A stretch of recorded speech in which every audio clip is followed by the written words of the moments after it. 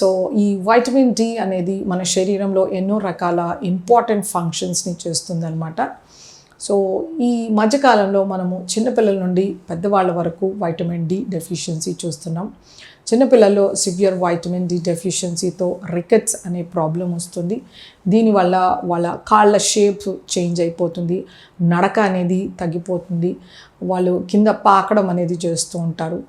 So ఇదొక చాలా భయంకరమైన కండిషన్ అనమాట.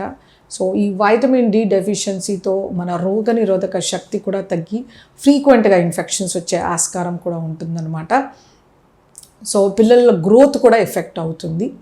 సో అంచేతనే వైటమిన్ డి అనేది చాలా ఇంపార్టెంట్. ఇది మనకు సన్షైన్ వైటమిన్ అంటారు.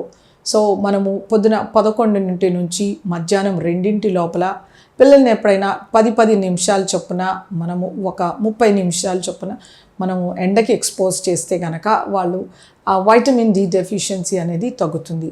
అది కాకుండా మనకి ఆహారంలో చాలా తక్కువ మోతాదులో మనకి వైటమిన్ డి లభిస్తుంది. ముఖ్యంగా మనకి ఆకుకూరల్లో కొంతమేరకు లభిస్తాయి.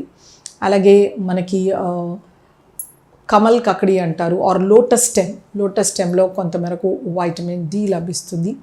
కొన్ని రకాల గింజ ధాన్యాల్లో మనకి వైటమిన్ డి కొంచెం లభిస్తుంది. అలాగే మనకి మిల్క్ని ఫార్టిఫై చేస్తున్నారు. సీ ఫుడ్స్ ఏవైతే డ్రై చేస్తారో ఎండబెడుతూ ఉంటారో, అంటే ఎండు చేపలు కానీ ఎండు రొయ్యలు ఇలాంటివి ఏవైనా సీ ఫుడ్స్లో మనకి కొంతమేరకు వైటమిన్ డి లభిస్తుంది. అలాగే మష్రూమ్స్లో కూడా కొంచెం వైటమిన్ డి లభిస్తుంది అనమాట. సో ఇలాంటి ఆహారాలని మనము ఆహారం చేర్చుకోవాలి.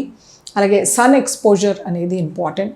చాలా మోతాదులో వైటమిన్ డి డెఫిషియన్సీ ఉన్నప్పుడు దీనికి తగ్గట్టుగా మనం ఇంజెక్షన్స్ తీసుకోవడము, ట్యాబ్లెట్స్ కానీ సిరప్స్ కానీ డాక్టర్స్ అడ్వైస్ ప్రకారం తీసుకుంటే కనుక వైటమిన్ డి డెఫిషియన్సీని మనము నిర్మూలించవచ్చు.